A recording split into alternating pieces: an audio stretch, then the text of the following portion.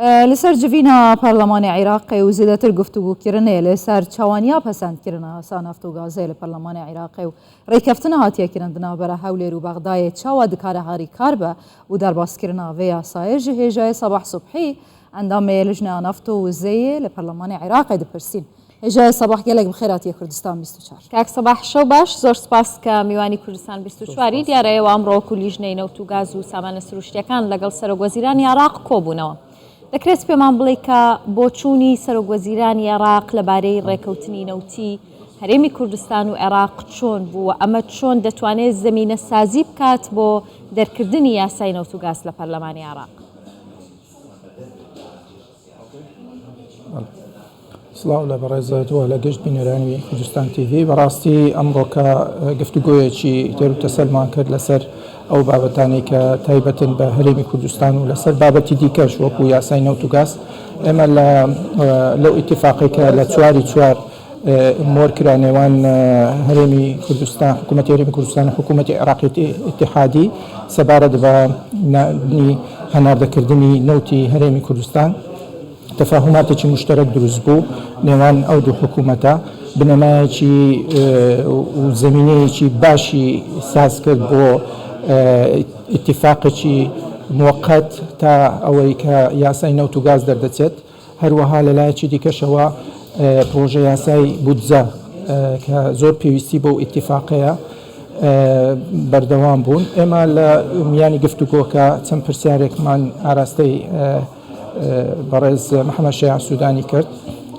پرسیاری ئەومان کرد کە ئایا بۆچی تاکو ئێستا نەوتی هەرێمی کوردستان هەناردە نەکراوە و دەست پێ نەکراوە. لە وەڵام داوتی هەندێک ئیجراعات مابوو ئیجراعاتی شکلی لەم و ئەمڕۆ یاخود بەیانی دەکرێت بڵێن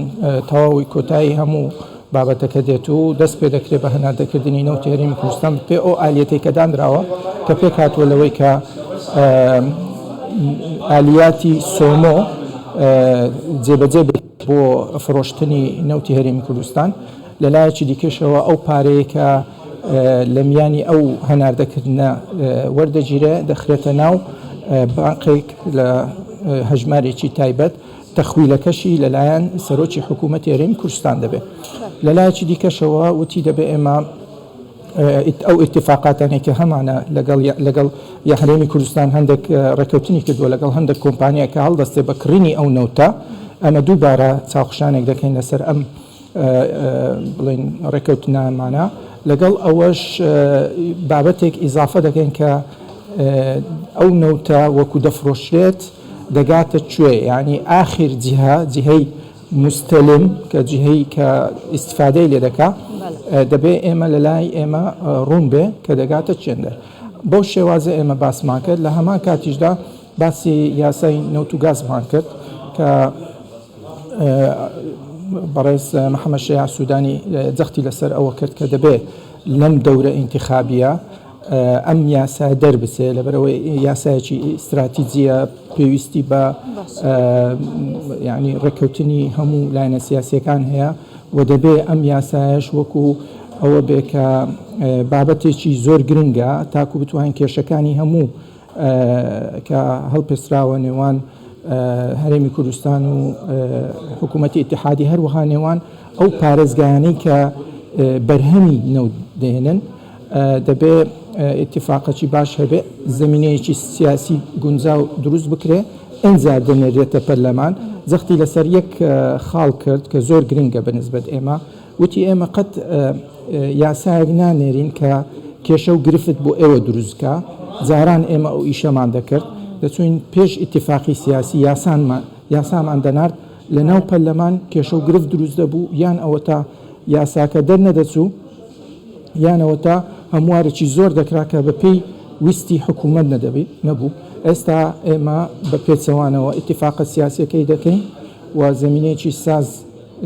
دەکەین بۆ نووسینی پرۆژە یاسای نەوت و گاز ئەنجا دەچینە قۆناغی ئەوەی کە ڕەوانەی پەرلەمانی عێراقی دەکەین لە ناو پەرلەمانی عێراقیش بەڵام بناغە ئەساسیەکەی محەممەد شایع سوودانی لەسەر دەرباسکردنە یاسا نەفت و گازێ گوتینە هەوە ئەڤروکە يعني خوري كفتن لسر بودجيجي هاتيا كرن بيش وقتا بيشي بنيرنا برلمان لفاي عم دبينن دناف برلمان دا حتى فراكسيونا بارتيجي دناف دا چندين تبيني هنا لسر بودجي اف سال و 2 سالين دا هاتي دكارن بيجنين عراقي بفان شرط و مرجان امکان تدا یا اوا بهسانی بودجه درباز ببیتن اگر هاتو درباز نبو ده چه بسری وی رکفتنه هت یادنا برای حولی رو بغدا آیا او پاره دهت فرای کرن؟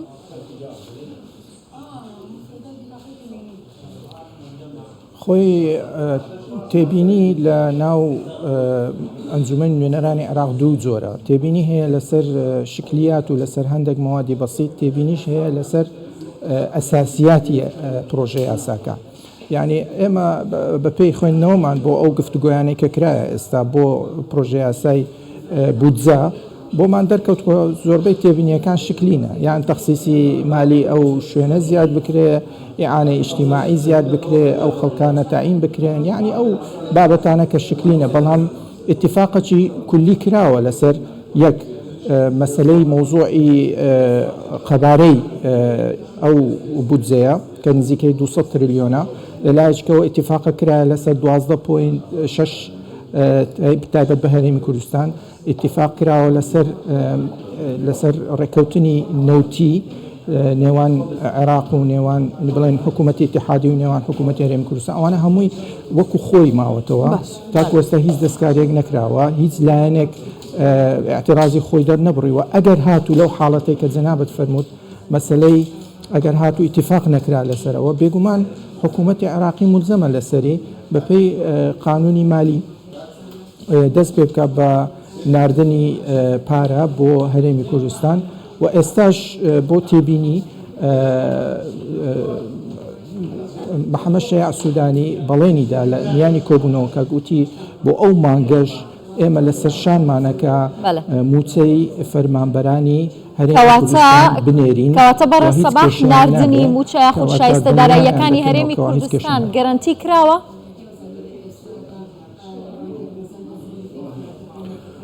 بەپێ ئەو قسانێک کە کرا ئەمڕۆکە خۆشببختانە بەڵێ گەرانتی کراوە و تەجاوزی باش هەیە شتێکی ئیجابی هەیە بڵێن تەجاوبەکی ئیجابی هەیە لەلایەن حکوومەتی محەممەد شەیع سوودانی بۆ ئەو داواکاریە ڕەوایانەی کە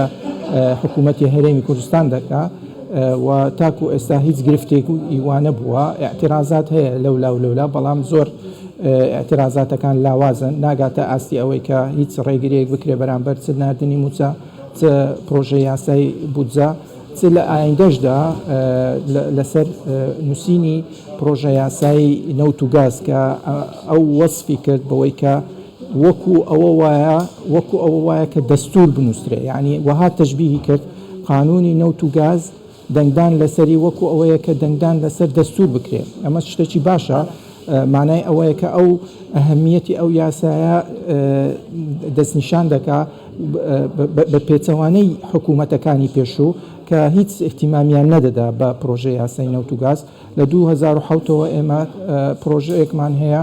ئەویش دوای ئەوە تۆزی تعدیلاتی لەسەرکرا ساڵی 2011 ڕاگیرە هیچ حکوومەتێک ئەو ئەهەمیەتی نەدا ئەو یاسایە خۆشببختانە ئێستا حکوومەتی محەممەد شەیع سوودانی دەورەکی ئیجابی هەیە و لەلایەکی دیکەشەوە ئەمە لەبیر ناکرێت کە ماندووبوونی و شەونخوونی ڕێزدار سەرۆکی حکوومەت بەڕێز مەسوود بارزانی کە هەڵسا بەو گفتوگۆیانە و گەشتنی دەنجی حکوومەتی هەرێم کە حکوومەتی گەلە بۆ حکوومەتی عێراقی اتحادی کە توانرا ئەو قەناعەتە بەدەستبێنی و بتوانێت ئەم ئینجازاتانە بکات لە ماوەیەکی کورتە ئەوەش شتێکە بە مەرحەلەیەکی نوێ لە قەڵەم دەدرێ و قۆناغێکی پرشنگدار دەبێ و متأکدم لەوەی کە لە ئایندەیەکی نزیکدا دەست پێ دەکرێت بە پرۆژە یاسایی نەوت و گاز. گەلێک سپاس بۆ هێژای سەباح سوبحی ئەندامەیە لیژنە نەفت و غازێ لە پەرلەمانی عێراق.